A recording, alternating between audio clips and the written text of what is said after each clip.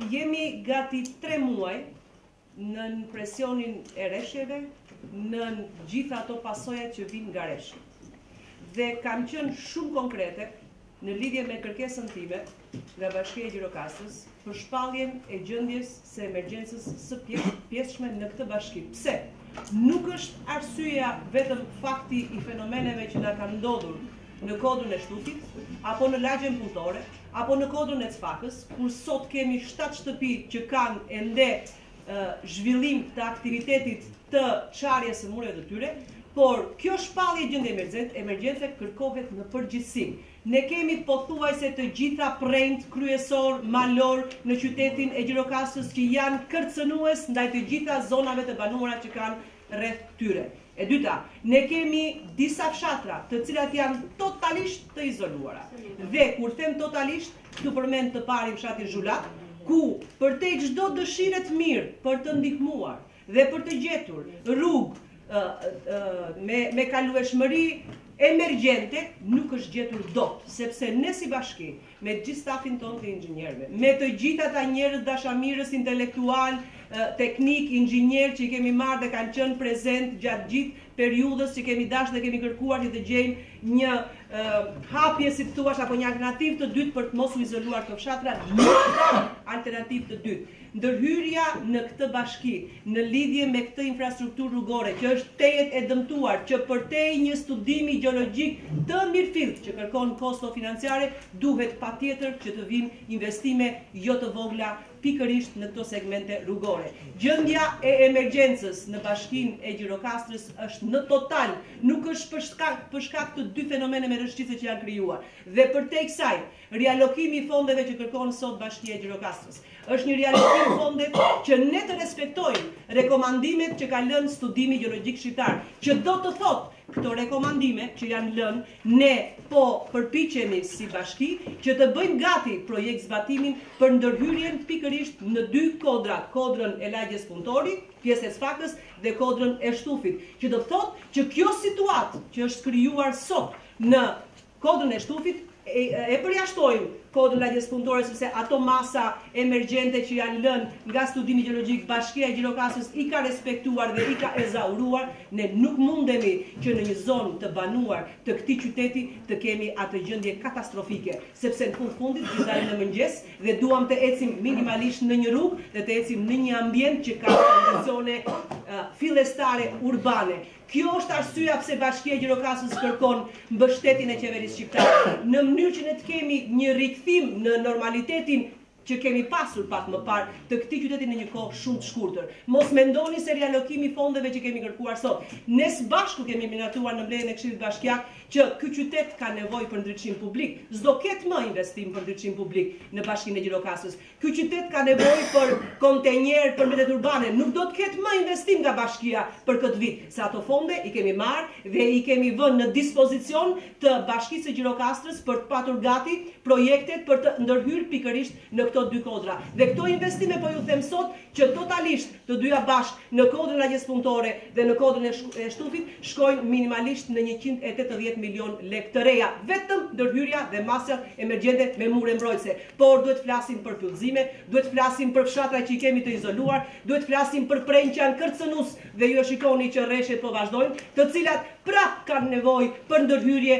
për mjete që të jenë atje, të jenë të stacionuar, që të mos kemi përmbytje. Sot ka filluar puna përsëri tek Projekt Çullos dhe ka pasur përsëri probleme dje me 80 shtëpi që nuk janë pak që janë të vendosur atje. Ndaj kërkoj që qeveria shqiptare të vi këtu dhe ta marrë në dorë situatën për të gjetur një zgjidhje dhe jo për të bërë politikat e mëdha. Unë mendoj për këta banor dhe këta banor nesër, ato 3 familjet tek ai pallati aty në lagjen kodrë Shtufit, kanë pasur ujë në shtëpitë e tyre.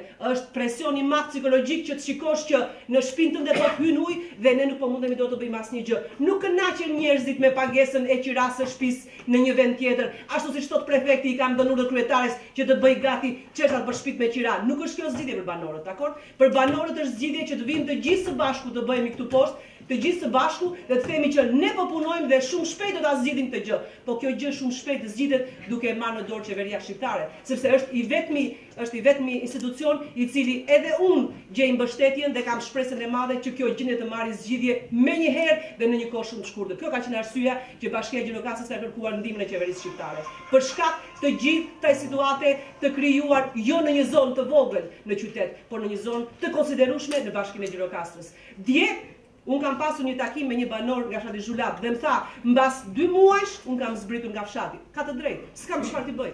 Nuk kam çfarë t'i bëj. Mundësitë tona këto janë. Ndaj pikërisht kjo ka qenë edhe këmbgulja ime dhe gjykimi im në lidhje me mbështetjen që kam kërkuar nga qeveria shqiptare. Në asnjë moment nuk kam mohuar që s'është mbledhur shtabi i emergjencave. Çfarë do bëj shtabi i emergjencave në qarkun e Gjirokastës? Pikërisht do bëj organizimin dhe orientimin e punëve. Punët duan lek, punët duan njerëz, punët duan projekte, punët duan mjete. Kështu mund punojmë ne dhe kështu mund të tregojmë produktiv në teren në lidhje me këta banorë dhe këta qytetarë që presin zgjidhje nga ne. Qeveria shqiptare, mbasi ne të kemi gati këto 2 projekt zbatimi, shpresojmë dhe urojmë dhe jam e bindur që do na mbështesi me investimin e projekt zbatimit për ndërhyrjen në këto 2 kodra që ne sapo përmendëm tani. Pra, ky rialokim fondi që bëhet sot, bëhet që ne të sigurojmë lekët për të blerë projektin sipas rekomandimeve të studimit gjeologjik shqiptar për masat mbrojtëse dhe parandaluese që duhen marrë pikërisht në këto 2 kodra. Kodra e shtufit dhe lagja punëtore. Përmesot një buxheti bashkisë treket do të thonë këto zëra do hiqen do shkojnë. Jo. Jo pra, kompensim nuk mund ta them atë. Një moment, Bashkia e Gjirokastës, qysh prej 2 muajsh që jemi në emergjenca, që vajtëm çdo fundjavë, që e kthim në përzyra për të bërë dokumentacion, asnjëherë nuk është përpjekur që ta heqi përgjegjësinë dhe çka i takon dhe çka për detyrë ta bëj bashkia dhe ta delegoj diku tjetër. Më mirë kuptoni, nuk ka asnjë lloj tendence politike. Është problematika që është krijuar për shkak të rresheve. Unë them për shkak të rresheve. Pastaj, se kush e përcakton, se vjen nga ajo që ka ndodhur, nga çfarë është bërë, është tjetër kush e përcakton. Unë shikoj situatën ndaj dhe kam qenë shumë e shqetësuar. Edhe për pallatin lagjën punëtore. Janë gati 27 familje atje, po 37 janë këtu, po një pallat tjetër na u bë prapë që na ka ardhur një kërkesë në krahun tjetër. Ku do shkojnë këto familje? Ku kemi mundësi financiare ne si bashki që të mbulojmë minimalisht 6 muaj me qirashtin e këtyre njerëzve? Ja ikën 6 muaj, se kjo punë nuk mbaron për 6 muaj, po e nisën si iniciativë dhe të na mbështesi dhe qeveria me disa investime dhe financime për projekt zbatime. Pra, unë në këtë aspekt e kam parë, se kam parë në aspektin politik, apo të ngarkoj dikë, apo të luftoj dikë. Absolutisht jo. Absolutisht jo. Bashkia në çdo vajtëm 4 muaj që jemi në emergjencë. 4 muaj që mjeti jonë sa ikën nga Golemi, vete në Fushbardh, sa ikën nga Fushbardha, vete në Kalangakoz, sa ikën prej Andej, shkon në Palokastër, që është situatat atje shumë dramatike lidhje me rrugën. Ore, shikojini gjërat se çfarë dëmi na ka ardhur ne nga gjithë këto rreshje që kanë rënë, nga gjithë ky mos disiplinim i këtyre shtrateve të lumenjve. Unë këtu e shikoj në këtë aspekt. Ju keni projekt sopotit lart në Lazarapo. Ai keni parë se në çfarë gjendje janë aty lart pritat që mund të hyjnë nga momenti në moment ai prua në mes të fshatit dhe i vuri përpara të gjitha shtëpive. Të gjitha. Siç ndodh në projekt me projekt në Çullos këtu lart tek ne në Gërhop, kështu do të ndodhë në Lazarapo. Unë këtë situatë shikoj që kërkojnë ndihmën e qeverisë që të vijnë këtu dhe të shikojnë, të bëjnë një studim të mirëfillt, të sqaruar, dhe të përcaktojnë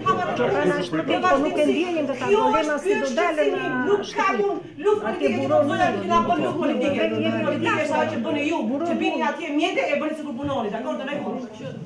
Faleminderit. Të bëni konkret.